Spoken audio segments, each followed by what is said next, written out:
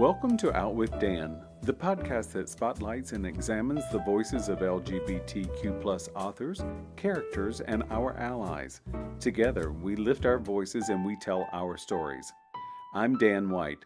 Join me as I chat with this week's author.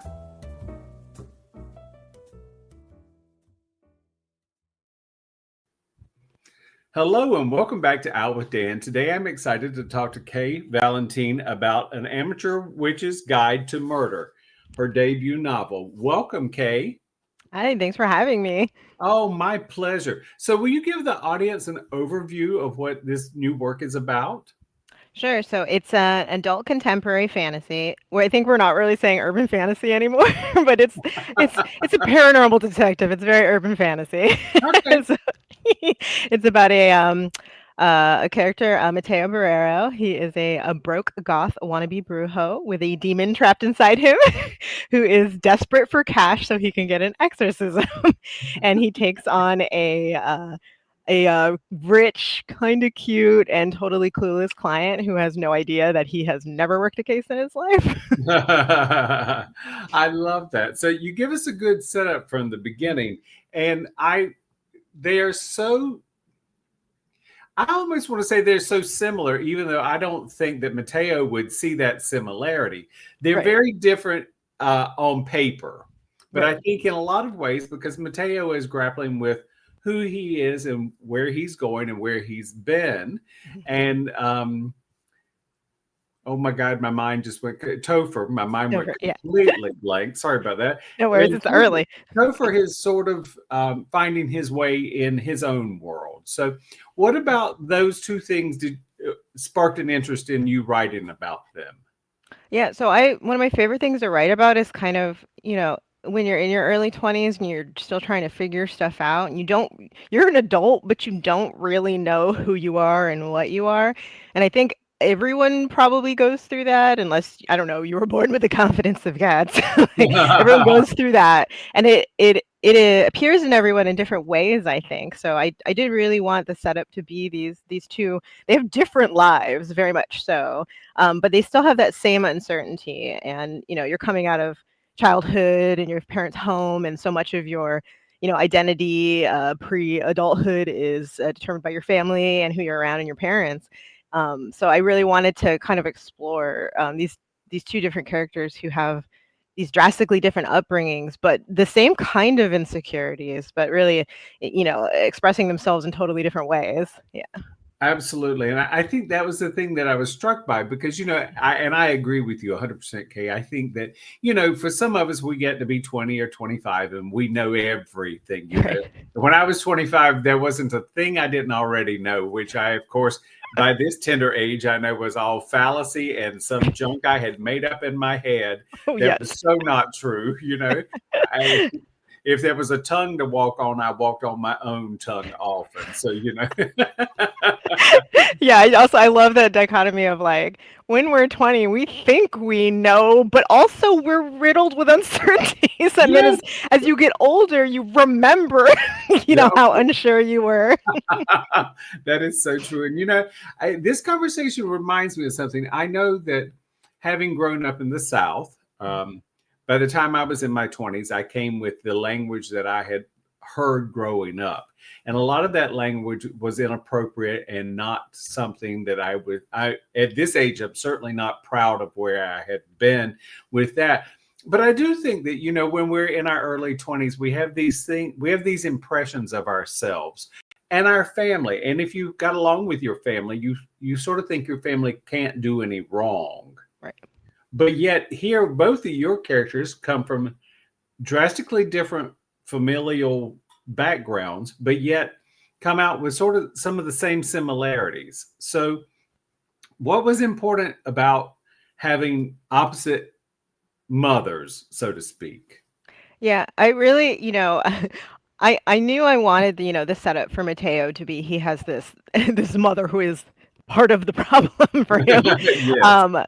But I sometimes I get tired of the trope that like, mother's bad upbringing ruins everything. So I did make a conscious choice like to make Topher's mother kind of the opposite. Like she's the kind of mother who's trying really hard She loves her son, but also the situation around, the dad in that situation is not great, because sometimes it's a very good mother, but the family situation's still not good. So I kind of wanted to, I don't know, show the complexity of mothers, I guess, because Yeah, I yeah. didn't want that stereotypical evilness.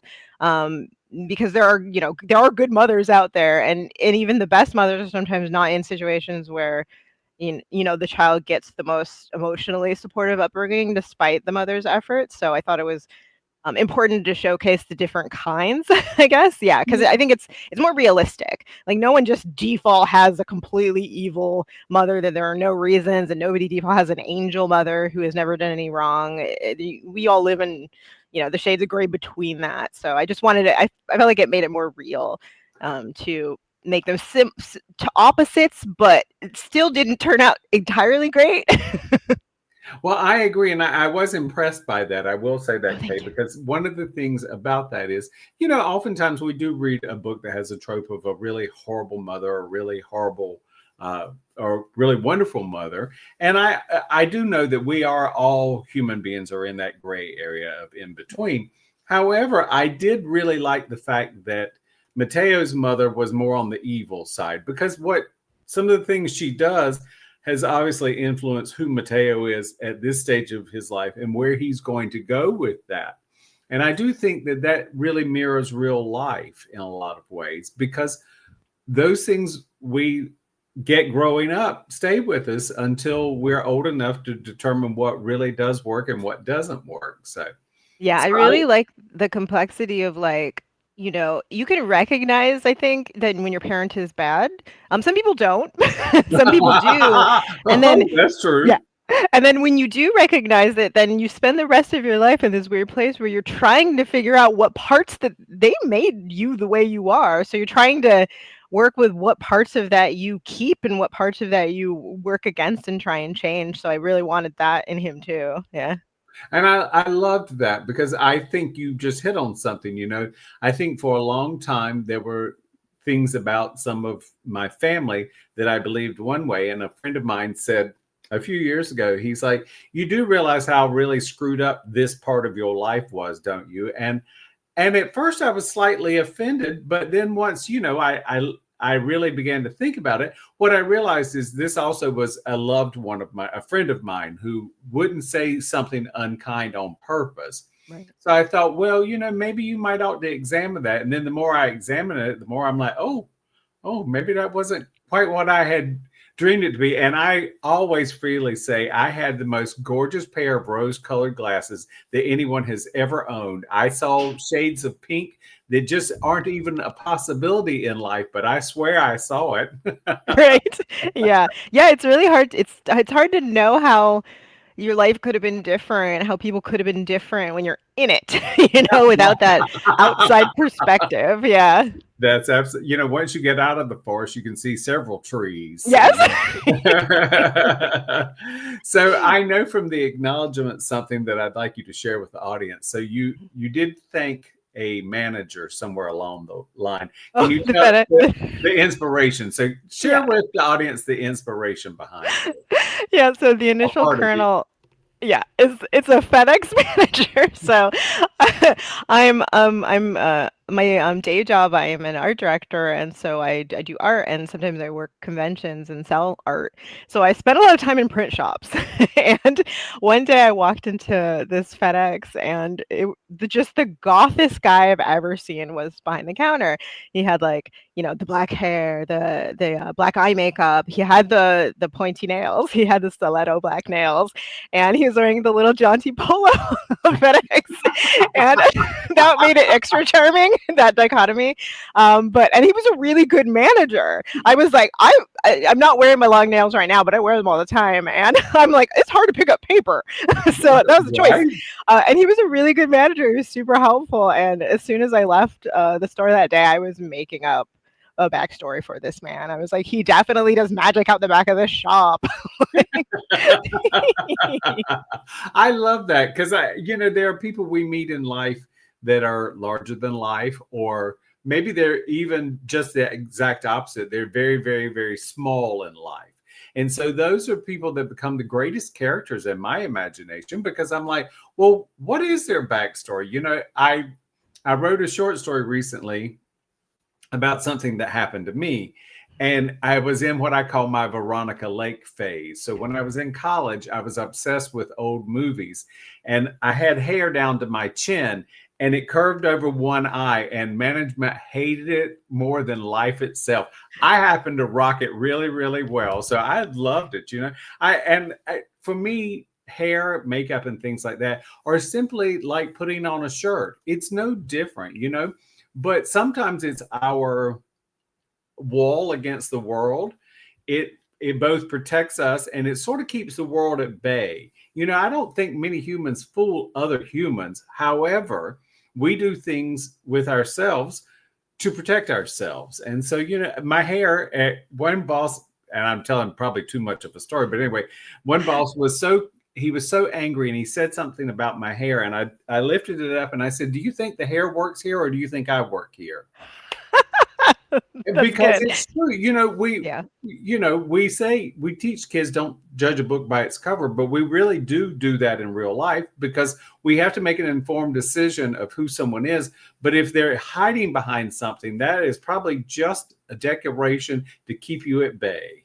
Yeah, yeah, I love this train of thought. Like I really like I dress slightly alternative. Obviously, I'm half bald at the moment. You can't see my very many tattoos that are off screen right now.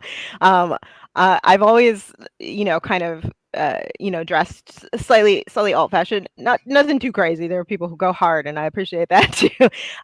But that means I'm always moving through society in this weird place where I am paying attention to people's reactions to me, and I'm interested in it. So I made Mateo like really goth. Like I made him the man in the FedEx that he got my positive attention because I'm Right. charmed by that kind of thing. But definitely, when you decide, on those sort of looks, you're moving through the world differently than people who are dressed more, I don't know, traditionally in a societally acceptable ways. And it's always interesting to me because obviously, like, your clothes don't like affect how you function as a person. Like, they're not actually, when I have intense black eyeshadow on, I'm not worse at my job or Yeah, anything. right. Yeah, Right. yeah. So I like characters who choose to, you know, bring attention to that way. And I do think you nailed it. It's getting people to focus on something else, about yourself. And not to get really deep, I'm sure that's part of the root of why I like a more, alternative look, because I'm sure it's an easier talking point, like, when interacting with people. And yeah, so I'm interested in that and probably do that myself, because it just makes for interesting character dynamics. And I do think you nailed it. It is a shield against the world, and that is how I kind of have Mateo using it, quite actively. But it's also a strange choice for anyone because it also works against you because it's also, yeah, like, walking down the street. I think I started the book with, him getting called out walking down the street, and which is a real thing that happens to me sometimes and happens to people. So it's like choosing one form of, moving through the world where you're harassed for one thing over another thing, kind of, it's like picking the shallower one is really what it is, because it's just visuals. It's like, yeah, Yes. I'd rather be harangued for my half bald head than, something about me personally. Yes, and I also think that it's for me, a lot of times I think that it has always been, well, will the other person really dig past the visual to see the real me or not? And Yeah. that has served me well, because one of the things I think of is, if someone really likes you as a friend, they're going to dig and they're going to want to know the real you.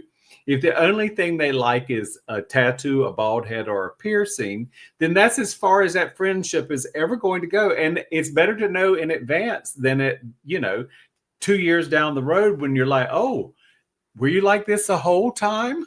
Right. Yeah, yeah, it's interesting. Yeah, and you're really making me think about this too. I'm like, yeah, I've actually, uh, on the topic of like it being kind of, I don't know, a weird shield or diversion or just a different way to move through the world. I have friends who, female presenting friends who work in like more corporate jobs. And like their day-to-day experience is so different from mine as like a female presenting person.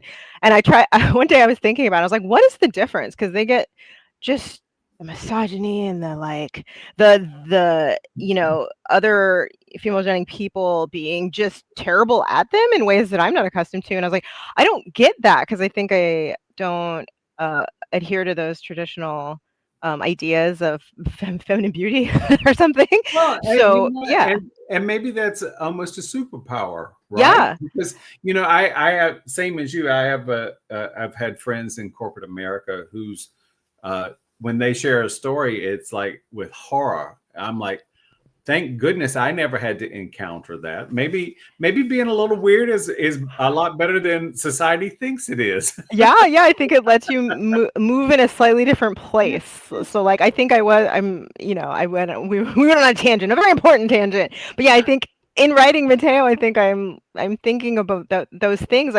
He I try to make him the kind of character who would. He doesn't want to, interact with the world in that traditional sense, even though he has a slight desire to belong. He also kind of knows he can't. So, and Yeah. you can't, you set yourself up in the way that you can. Well, and there again, I think he uses it as a protection thing. And I Yeah. think these are the themes, even though anyone listening may say, well, the two of them have been down this little rabbit hole of a tangent. But I don't think so at all, because I Yeah. think that's what you brought to this particular novel, is that you've brought how someone at that age might feel about themselves. And it's not only Mateo, Topher's the same thing. I mean, Topher comes from a completely different world, and yet at the same time, he has the same insecurities as every young adult has. So I was sort of struck, and I definitely don't want to go too far down this rabbit hole unless it's one you want to go down. But I kept thinking Christopher was so many politicians all wrapped into one character. Yeah. Was that intentional? I would say probably not like as specific as that, like not me thinking I'm going to impart him with this. But more, I'm existing in the year of our Lord 2025. You Right. know? I feel like Yeah. the vibes of certain people, that are causing me stress are definitely creeping in to things, in uncontrollable ways. Well, yes, and I think maybe that's probably as much as anything else. We do live in a time that we simply cannot escape to rose-colored glasses. We really have to be vigilant and aware of what's going on around us in so many ways. And I felt like Christopher was a good representation of that particular part of our lives today, in the fact that here's a powerful person who is a pretty bad person, but at the same time, Topher has to exist in that world.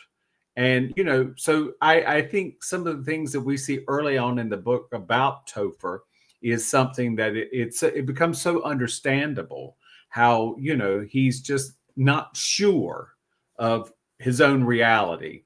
And then, of course, when you throw in magic into that, you get a whole different mix of confusion to go on with it.